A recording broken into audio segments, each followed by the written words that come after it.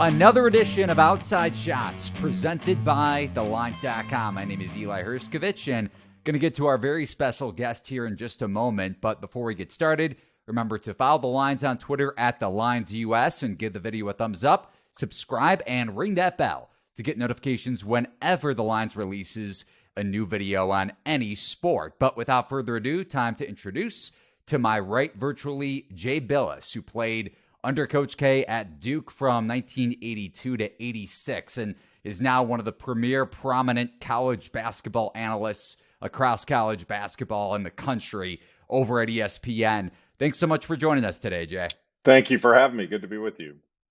Of course. And let's start off breaking down the Sweet 16, obviously, tipping off Thursday night at the Garden with Michigan State taking on Kansas State. Spartans are a short favorite in that game. And looking at this thing tactically, schematically, how much of an edge do you give Tom Izzo and the Spartans against a transition-heavy Wildcats attack led by Markquis Nowell? I'm not sure I do give them an edge. I think Kansas State's very good. They've got perhaps the best 1-2 punch in that region with Markquis Nowell and Keontae Johnson. They're a good team. And, they've had some turnover issues at times in games, but they did a really good job in the second round of taking care of the ball. And that's one of the reasons they advanced. Michigan State is not really a turnover forcing team. I think the glass is going to be a big issue. Michigan State has traditionally been one of the best rebounding teams in the country every year. This team is not as powerful of a rebounding team, but they're really a very good offensive team. Their defense is solid. But I tend to favor Kansas State just a bit in the game because of Nowell and Johnson. Over to the next game, UConn takes on Arkansas, and the Huskies about a 2-possession favorite in that one, depending on where you're looking. It's been talked about early portion of the week.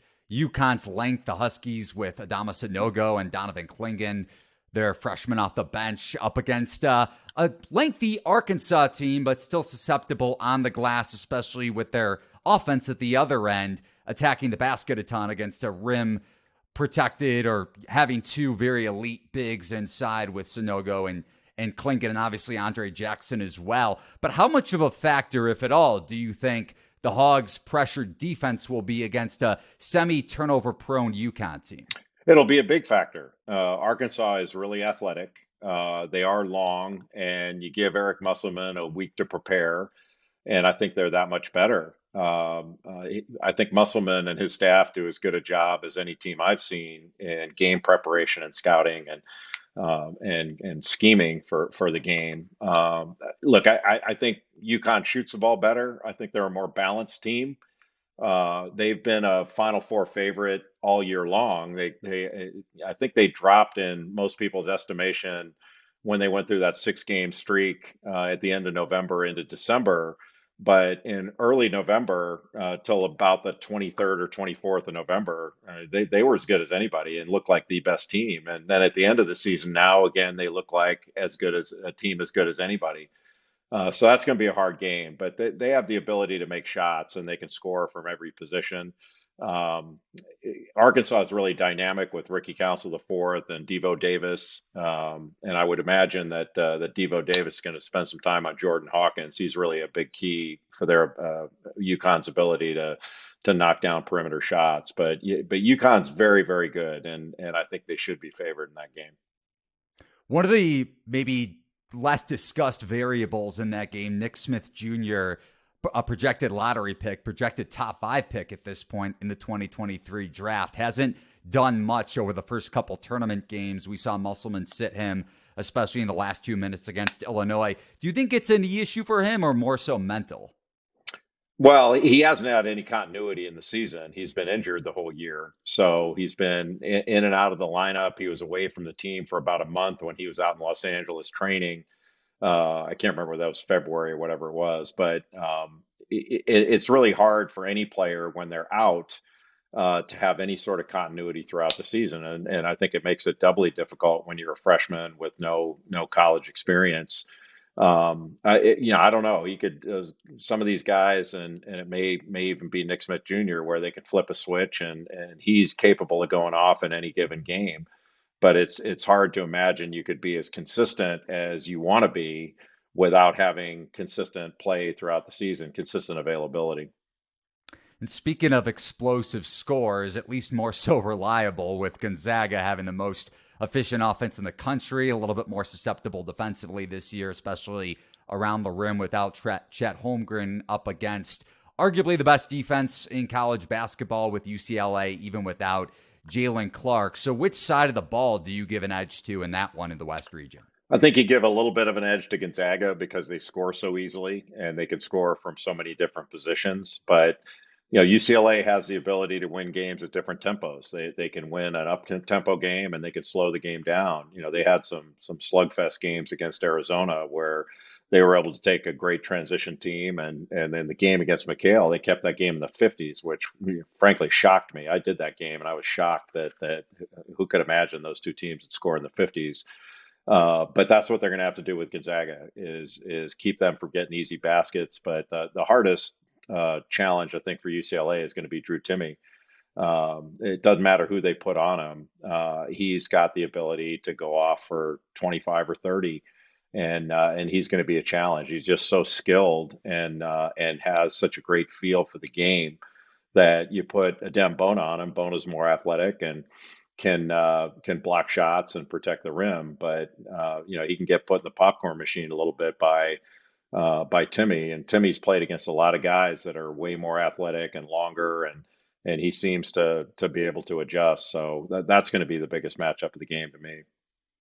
You mentioned that you called the game earlier for ESPN earlier in the season, and last time you were on this podcast, you brought up how you had always wanted to call a game at Arkansas, and you did that this year. Was there a game, was it that game that stands out for you in terms of a broadcasting memory from this college basketball season?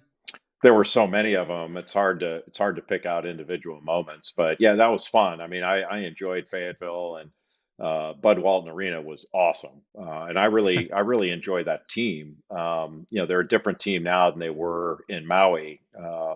In Maui, when they had Trevin Brazil and everybody but Nick Smith was healthy, I thought they were Final Four good.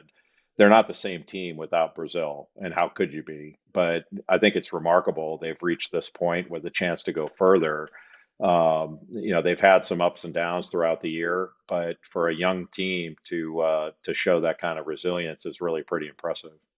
Yeah, heck of a comeback against Kansas in the second half. And obviously, Arkansas has its fair share of freshmen. One of the more prolific freshmen left in the tournament, Brandon Miller for Alabama, taking on San Diego State on Friday. So the groin issue obviously limited him over the first couple games for Bama in the tournament. How much of a factor do you expect it to be now in the Sweet 16 against a pressure-heavy Aztecs defense? No idea. How could you possibly know? So we'll find out. I mean, it's clear to play, and they don't put asterisks in the box scores for, injured or don't feel well or all that. So if he laces him up and plays, he's got to play. But I have no idea, how it's progressing or all that stuff. And they probably wouldn't tell us anyway. It's kind of like Marcus Sasser at Houston. He plays or he doesn't. But Alabama's the best team, and that doesn't mean they're going to win, but they're the best team, and they're playing a team in San Diego State that's older. They've got some substantial bodies, and I think San Diego State defensively reminds me a lot of Tennessee. Those are two of the best defensive teams in the country, and they're ultra physical. So every catch is difficult. Everything's going to require you to do it harder. You're going to have to run through cuts because you're going to get bumped, and it's a very physical brand of basketball, and you're going to have to meet that physicality, or you're not going to win. Final game on the Friday slate in Kansas City. Xavier taking on Texas. Musketeers, the 3 seed in that region, the Midwest region, and Texas, the 2 seed. Now, the Longhorns, I think we could both agree, have more athletes on their team, but Xavier can space the floor, and you also have a coaching edge in theory with Sean Miller and his tournament experience up against a first-year head coach in terms of coaching in the tournament for a high major program and Rodney Terry. So how much stock do you put into that coaching mismatch, again, theoretically? Zero. Rodney Terry's been a head coach at 2 different schools, at UTEP and Fresno State. He's an experienced older guy, and he might even be older than Sean. So I don't put any stock in that. The tournament games aren't any different as far as preparation and execution than non-tournament games. And Rodney's coached in big games, so I'm not concerned about that at all. I just think Texas is a little bit better defensively than Xavier is, and Xavier's I think they're actually very athletic. They're just down a player. They're down Zach Fremantle, and he's out for the season. It's amazing how many teams are going through that this year. It's a bit unusual, but another sort of remarkable job to get them to this point without one of their key guys that was their leading scorer at times. And they've got a super athletic point guard in Sule Boom, and I think Colby Jones is one of the more underrated two-way players in the country. He had a double-double in the last game, and good passer, an excellent defender. And then Jack Nungy does a good job protecting the rim. I think they were better when there were two of them, he and Fremantle.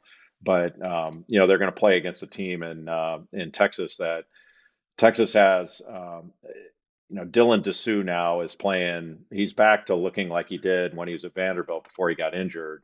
And he had a good year last year, but he didn't look like himself to me. And especially over the last 5 or 6 games, he's about as confident as a player can be right now. And he's a true offensive threat as opposed to just scoring on drop offs and offensive rebounds and running the floor. Now you can throw him the ball and he can go get you a bucket. So they're impressive. And I felt like they had a great opportunity to make a Final Four, in part because Marcus Sasser seemed compromised to start the tournament. But if Houston's healthy, they'll win the region. If they're 100%, they'll win. Last question here, Jay, and tournament aside, you went on the podcast earlier in the week and kind of going full circle to what I mentioned at the beginning, obviously playing for Coach K, and you touched on what he did for you to start up your broadcasting career. So if you wouldn't mind sharing that story with our audience. I was on Colin Cowherd's podcast. Is that what you're referring to? Yeah. When I was in high school, you get asked, what do you want to do after basketball? And I probably wasn't prepared for the question. So I said, maybe broadcasting. Back then, this is in the early 80s, 1980s, when I was in high school in California, and I had seen Don Drysdale on the air doing baseball games, and Frank Gifford was doing Monday Night Football, and you're kind of thinking, why not me? Okay. But I didn't have this burning desire to do anything at that time. I wasn't planning on being a lawyer or a doctor or an astronaut or anything like that. And so when that happens and it gets in the newspaper, the coaches that are recruiting you read that, they know it, and so I got recruited on that basis. You're taken to visit a school, they take you to the communications department, and they introduce you to all the professors and all that stuff. And Coach K introduced me to a guy named Chuck Howard, who was a producer at ABC Sports, and Chuck gave me a job during the summer when I was in college. I worked every summer for ABC Sports doing, some really cool events. And I was just a runner, but I did a lot of really cool things, whether it was Monday Night Baseball, the Olympics. I did bowling events. I did all kinds of stuff. And I really enjoyed it. But Coach K was like that. He coached you as a basketball player. You were there to play basketball, but he was interested in what you wanted to do and what you were interested in. And so he greased the skids for me to go to law school. He hired me as a graduate assistant coach on his staff. There were all kinds of doors, and I'm not the only one. He does it for everybody. If it's something you want to do, he wants to help you do it. And he's always been that way. And he doesn't ask for any credit for it. He doesn't talk about it. He's never brought it up, but he's always done a really good job, I think, of being there to help. And he's very forward thinking and very thoughtful, not just in the sending a birthday card way, but thoughtful about, well, what's the best strategy here to get you where you need to be. And that's always impressed me about him, of the many things. That's going to do it here for us. And the best college basketball analyst to talk to and break down the Sweet 16 with, Jay Bilas. You can follow him on Twitter at Jay Bilas. Thank you so much for joining us today, Jay. Really appreciate it. Thank you, Eli. My pleasure. That's going to do it again for Outside Shots. Thanks for watching and listening. We'll be back next week.